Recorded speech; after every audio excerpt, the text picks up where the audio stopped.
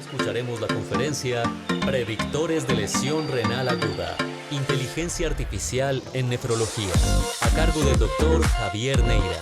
El Dr. Neira es médico de la Universidad Cayetano Heredia en Lima, Perú, nefrólogo e investigador clínico del Henry Ford Hospital en Detroit, Michigan, y actualmente es codirector del programa de nefrología crítica y director asociado del Centro de Investigación en Nefrología en la Universidad de Alabama, Birmingham.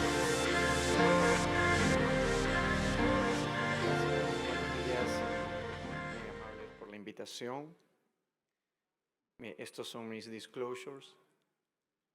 Voy a tratar de cubrir 4 cosas que yo considero importantes. Un pequeño overview por qué la lesión renal aguda es importante. El concepto de risk classification y cómo la inteligencia artificial puede asistir con esto.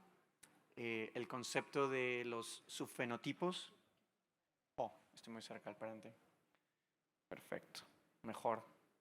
Ok, el concepto de los subfenotipos de la lesión renal aguda y luego aplicaciones clínicas. Entonces, un par de conceptos importantes es cuán común es la lesión renal aguda, sobre todo en pacientes hospitalizados, que muchos de ellos cuando sobreviven, por lo menos 1 de cada 4 desarrolla enfermedad renal aguda, que es una definición nueva, epidemiológica, que trata de identificar pacientes que tienen una lesión renal persistente por encima de los 7 días y dentro de los primeros 90 días. Importante también que los pacientes que sobreviven, sobre todo la hospitalización y estos 90 días, por lo menos 1 de cada 3 desarrolla enfermedad renal crónica.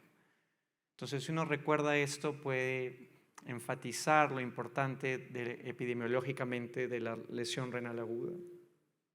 Ahora, estos pacientes no necesariamente mueren de problemas renales, sino de problemas cardíacos, y este es un problema importante, ¿no? La enfermedad cardiovascular en los pacientes que desarrollan enfermedad renal aguda y también crónica. El otro concepto importante es que muchos de estos pacientes luego del alta del hospital no van a la casa, necesitan cierto tipo de rehabilitación, sobre todo adultos mayores. En este estudio de pacientes por encima de los 66 años, 1/3 de los pacientes fue a un tipo de rehabilitación. Él no va de frente a la casa. Y obviamente la mortalidad en estos pacientes en todo el hospital es alrededor de 10%. Incluso los que van a la casa, nosotros no tenemos mecanismos efectivos para seguirlos o protocolos o, digamos, clínicas establecidas que puedan preservar la función renal y también la reserva renal.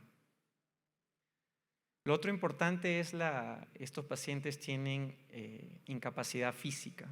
En este estudio, que nosotros seguimos un grupo pequeño de pacientes que sobrevivieron la hospitalización en los cuidados intensivos, luego fueron a la casa y luego regresaron para hacer algunas pruebas. Son pruebas de funcionalidad básicamente, y en 2 pruebas que quiero mostrarles es la distancia que caminan en el treadmill, que está acá a la izquierda. Y ustedes ven, dependiendo de los pacientes, de la edad y el género, esto es lo que se predice que caminen.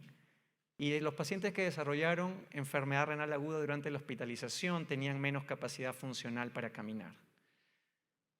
Y lo mismo en la velocidad para caminar. Entonces, estos pacientes funcionalmente no necesariamente están completamente rehabilitados, y también tienen muchos problemas para volver a la casa, al trabajo y hacer sus actividades independientemente. Cosas para considerar. Lo otro importante es que cuando estos pacientes son entrevistados, reportan mucho problemas como inmovilidad, dolor, problemas cognitivos y requerimiento de asistencia. Y esto es interesante porque 1 de cada 4 pacientes reporta que su estado de salud luego de la lesión renal aguda, de haber salido del alta, es equivalente o peor que la muerte. Entonces, estos pacientes no están bien. Entonces, se necesita herramientas para poder identificar los pacientes de mayor riesgo. Ahora, el riñón es un órgano complejo y fascinante que a todos los que estamos acá nos gusta y tiene diferentes mecanismos para recuperarse luego de una lesión renal. Entonces tenemos en la parte de arriba lo que son mecanismos de adaptación y mecanismos de mala adaptación en lo que es la reparación no solo de los túbulos, pero del endotelio, la resolución de la inflamación y la realmente recuperación de la función renal. Ahora, lo que pasa después es muy complejo porque hay pacientes que se recuperan parcialmente, hay pacientes que tienen enfermedad renal aguda recurrente, hay pacientes que hacen enfermedad renal crónica y como les mencioné hace un rato, este concepto nuevo de la enfermedad renal aguda y todo esto hace un ciclo, como pueden ver ahí, que sobre todo es importante evaluar en los primeros 90 días luego del primer insulto de la enfermedad renal aguda. Cosas simples que podemos usar son, por ejemplo, la creatinina.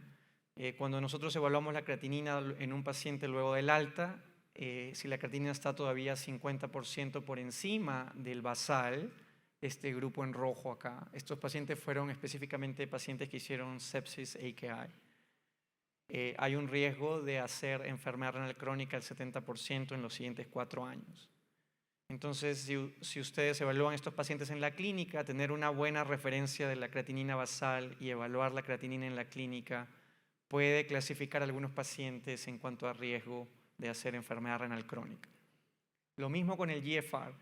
El GFR, si se evalúa en los 30-60 días, y como ven acá, un GFR que esté por debajo del 20-40%, nosotros usualmente recomendamos 30% del basal, tiene un riesgo mucho mayor de hacer no solamente enfermedad renal crónica, pero enfermedad renal terminal dependiente de diálisis. Entonces, evaluar tanto la creatinina como el GFR en referencia a un valor basal es muy importante y puede ayudar en la clasificación de los pacientes.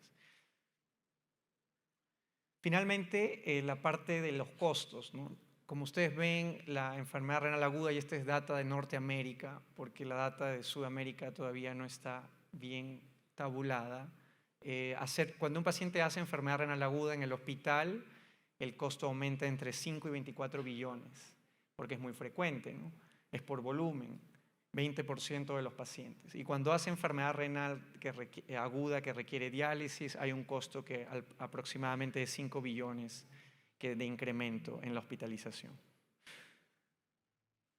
Entonces, con esto creo que he podido expresar algunos conceptos que nos hacen pensar que de repente tenemos que crear mejores herramientas de clasificación de riesgo en estos pacientes.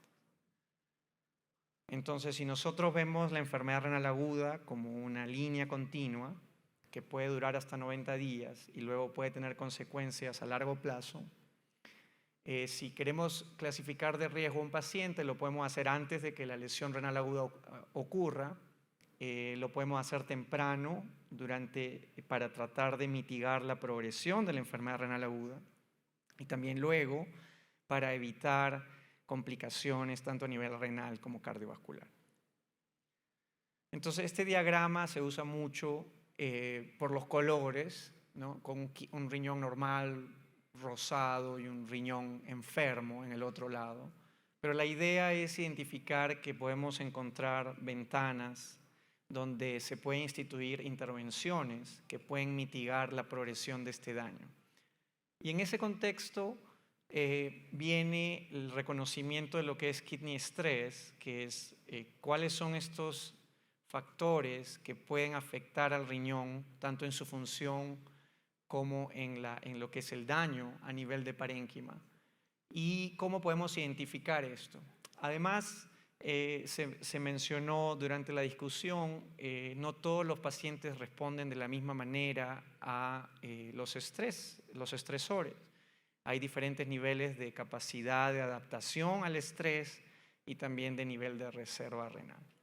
Entonces, ¿cómo poder identificar eso fuera de lo común que evaluamos en un paciente, que es la proteinuria, la creatinina, el GFR? Es más complicado.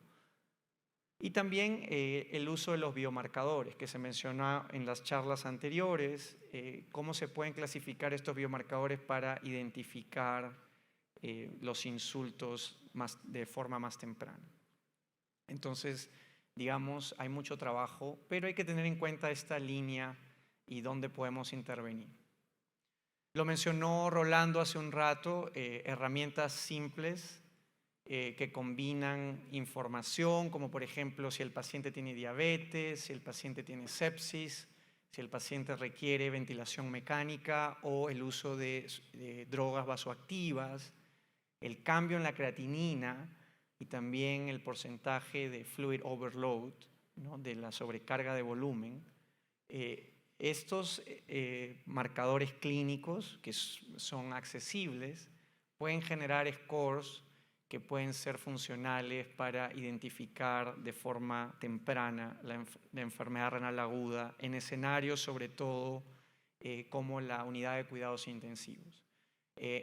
Los estudios pediátricos han sido muy exitosos en demostrar la utilidad de estos scores y nosotros con Rolando hicimos este estudio para tratar de crear un sistema parecido en adultos que tuvo un performance aceptable, pero no hay que sacarnos la idea de buscar el score perfecto o el biomarcador perfecto, sino hay que pensar más en cómo implementar las herramientas que tenemos accesibles.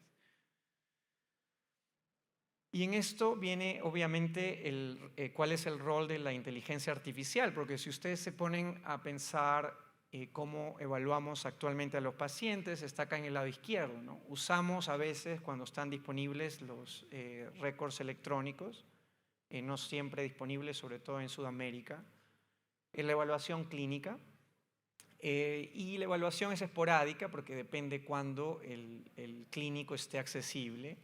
La data muchas veces está incompleta porque uno quiere evaluar a un paciente y falta un resultado, algo está pendiente o no se hizo todavía el test.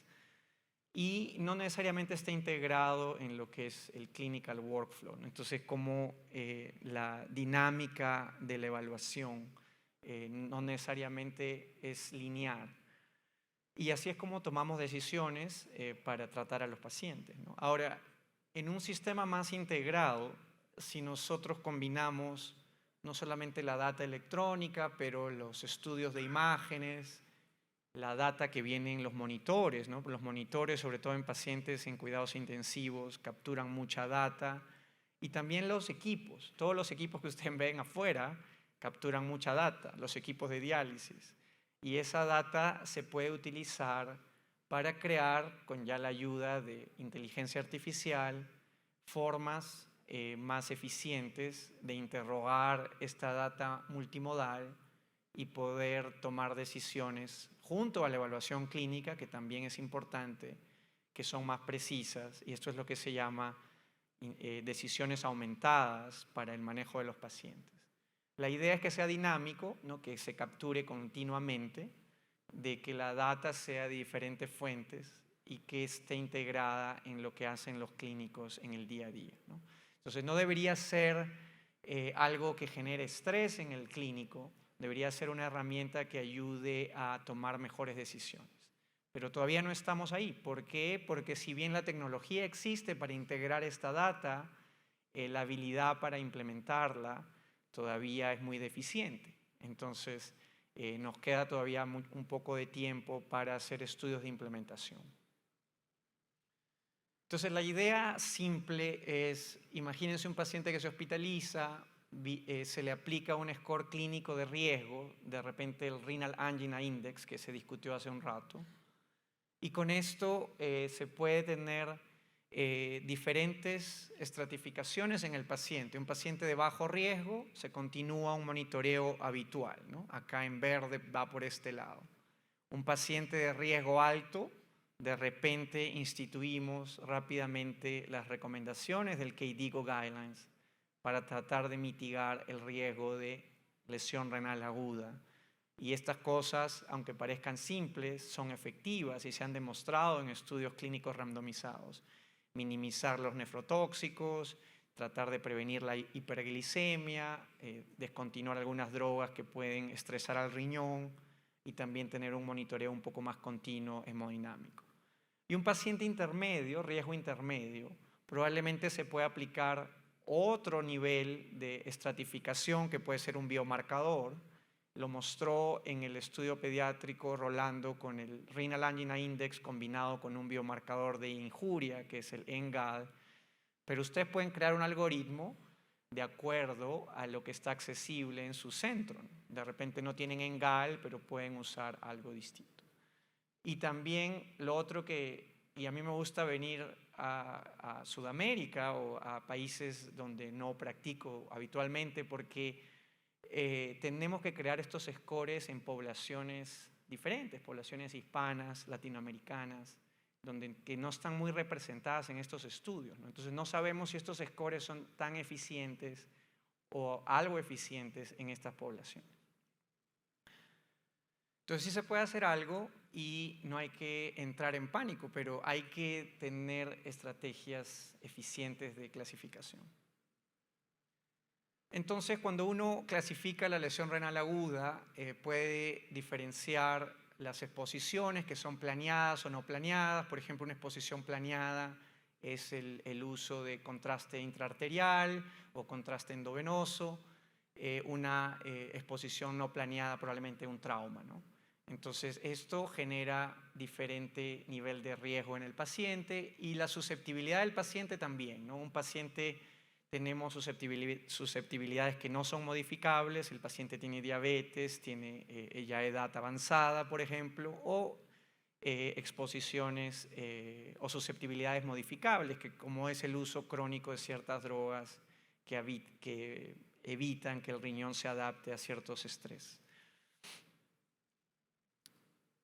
Este es el estudio que les quería mostrar, que cuando uno clasifica a un paciente como de alto riesgo y aplica el KDIGO Bundle, que todos nosotros lo reconocemos, puede evitar el riesgo de enfermedad renal aguda. Y este es un estudio en pacientes que fueron a intervenciones cardíacas. ¿Cómo identificaron que eran de alto riesgo? Hicieron la medición de un biomarcador, que es el Cell Cycle Arrest, la combinación de estos dos. Si era positivo, este paciente entraba en el estudio, fue randomizado a recibir una estrategia intensa de seguir los guidelines versus estándar, ¿no?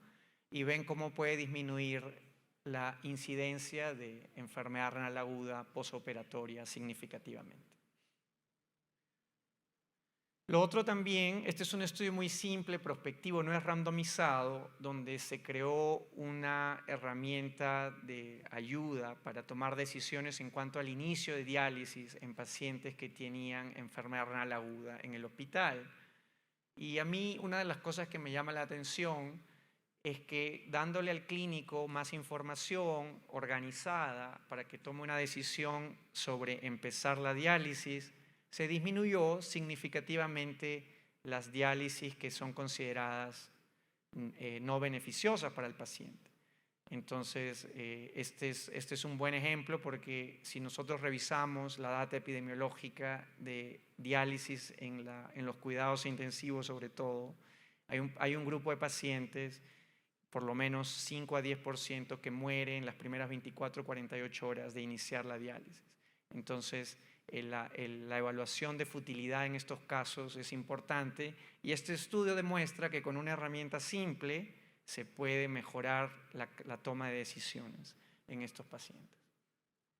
Este es otro estudio donde se combinó diferentes predictores en los cuidados intensivos. Como pueden ver acá, muchos predictores hemodinámicos, bioquímicos de los pacientes, y usando dos cohortes de pacientes en la unidad de cuidados intensivos se trató de utilizar inteligencia artificial, machine learning para predecir mortalidad y también un outcome epidemiológico que es MAKE, Major Adverse Kidney Events, que es la combinación de el paciente ser dependiente de diálisis, morir o también tener un deterioro en la función renal por encima del 50%. Entonces, diferentes algoritmos se fueron utilizados y en este estudio en particular hicimos también que los clínicos evalúen los predictores para ver si eran relevantes clínicamente, para ver si eran también accesibles en el manejo al pie de cama para poder implementar la herramienta. Y acá en este SHAP model se puede ver que para predecir este outcome de MAKE, los parámetros que eran más importantes eran, por ejemplo, en el periodo de observación, cuál era la severidad de la enfermedad renal aguda con el último KDIGO score, el volumen urinario, FiO2, el uso de ciertas drogas y factores bioquímicos, ¿no? Entonces, de arriba hacia abajo, arriba están los más importantes, abajo los menos importantes, pero estos son los predictores que el modelo, a través de diferentes algoritmos de machine learning, seleccionó, y luego los clínicos consideraron que eran relevantes para una herramienta de predicción. Entonces la performance, y parecido al Renal Angina Index, llega con un AUC que es alrededor de 0.79, 0.74 en la validación externa para el outcome de mortalidad y para el outcome de MAKE 0.78, 0.73. Son herramientas que, si bien usan bastante tipo de data, no son perfectas y simplemente su uso tiene que ser aumentar la habilidad de predecir y tomar decisiones para los clínicos, ¿no? Entonces, mucha gente trata de refinar y perfeccionar las herramientas, pero nos olvidamos de la parte de la implementación. ¿Cómo podemos usarlas para que guíen una decisión que pueda tener un impacto en el paciente? Y bueno, tiene una herramienta que está disponible en la web, que la pueden usar. Alguna gente la usa. Yo hace poco estuve en Brasil, me decían que la estaban usando y les parecía que les ayudaba, y ahí está la página web, ¿no? Al mismo modo, la clasificación de riesgo en la parte luego de que la enfermedad renal aguda ocurre es importante de repente para el manejo de decisiones en cuanto a cómo seguir a estos pacientes luego del alta. Y con esto en mente, igual podemos clasificar pacientes de bajo riesgo que de repente tienen que seguir habitualmente el manejo luego del alta con sus médicos internistas, o de repente pacientes de alto riesgo que tienen que ser vistos de una manera más breve luego del alta y por especialistas, quizás nefrólogos, ¿no? Entonces, estas herramientas también pueden servir para identificar poblaciones elegibles para estudios clínicos randomizados que pueden tener en mente operar intervenciones que puedan mejorar y prevenir las complicaciones.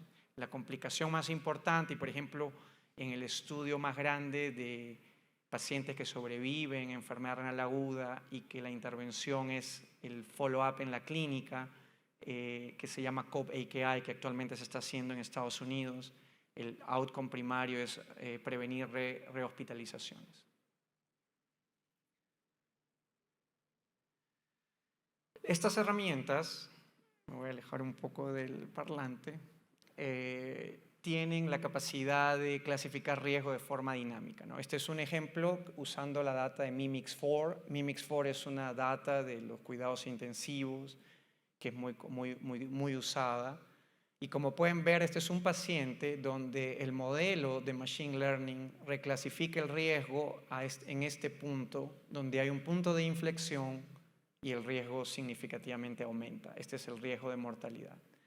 Entonces aquí, el outcome de este paciente muere a las 96 horas de la admisión al ICU, pero el riesgo se reclasifica a las 24 horas. Entonces hay como 2 días de anticipación donde este modelo puede prevenir la mortalidad. Se podría hacer algo en este paciente y ahí es donde me refiero a la parte de implementación en cuanto a cómo estos modelos pueden guiar intervenciones. Y la intervención quizás puede ser, si el paciente está muy enfermo, tratar de evitar tratamientos que van a ser fútiles.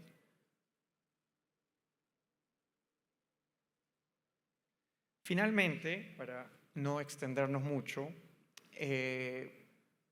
un par de conceptos sobre la parte de subphenotyping, ¿no? Entonces, si bien hemos hablado de clasificación de riesgo y cómo la inteligencia artificial puede ayudarnos, el otro concepto importante es que no todas las lesiones renales agudas son lo mismo.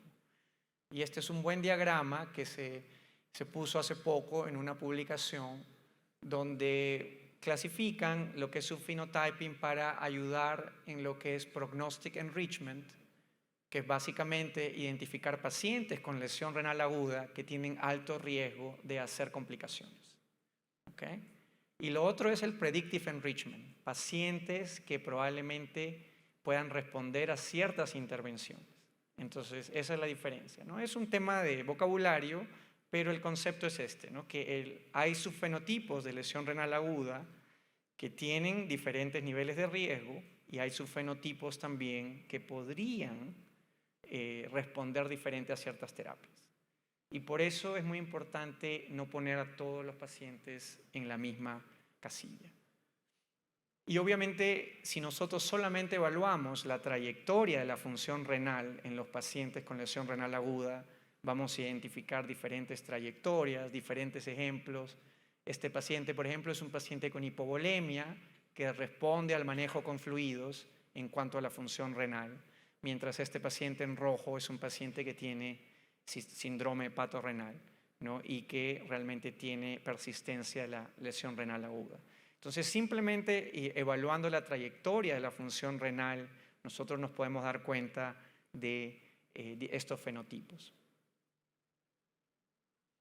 Lo otro que me parece interesante es que cuando se ha estudiado fenotipos de forma bioquímica, y los estudios que se han hecho mayormente han sido en pacientes con sepsis que han hecho lesión renal aguda, y se contrasta esto con los estudios en ARDS, ¿no? el síndrome respiratorio, de distrés respiratorio agudo. Muchas veces los marcadores en diferentes modelos, usando latent class analysis y sistemas refinados de clasificación, son los mismos. Entonces, los patrones de los biomarcadores que reflejan inflamación y daño endotelial en pacientes críticamente enfermos se han identificado por diferentes rutas a través tanto en ARDS como en AKI. Lo cual nos lleva a pensar, y los invito a reflexionar, que de repente en pacientes agudamente enfermos no tenemos que ver los fenotipos en cuanto a los órganos, sino los fenotipos de forma multiorgánica. Y de esa forma los tratamientos podrían ser más individualizados, ¿no? Entonces nosotros nos rascamos la cabeza en buscar fenotipos de lesión renal aguda en los cuidados intensivos, pero de repente tendríamos que ver un fenotipo global del paciente críticamente enfermo que responda a ciertas terapias. Por ejemplo, un fenotipo de hiperinflamación y qué terapias pueden mitigar esa hiperinflamación y mejorar los outcomes del paciente. En esta, muchos factores se pueden poner en modelos de clasificación y de subphenotyping, y no solamente involucran los parámetros clínicos, pero también la susceptibilidad genética y últimamente, muy importante, los social determinants of health, ¿no? ¿Quién es el paciente? ¿Dónde vive? ¿Cuál es ese background de ese paciente? Puede afectar los outcomes, y poco a poco se están viendo estudios donde estos social determinants of health tienen impacto también en la lesión renal aguda.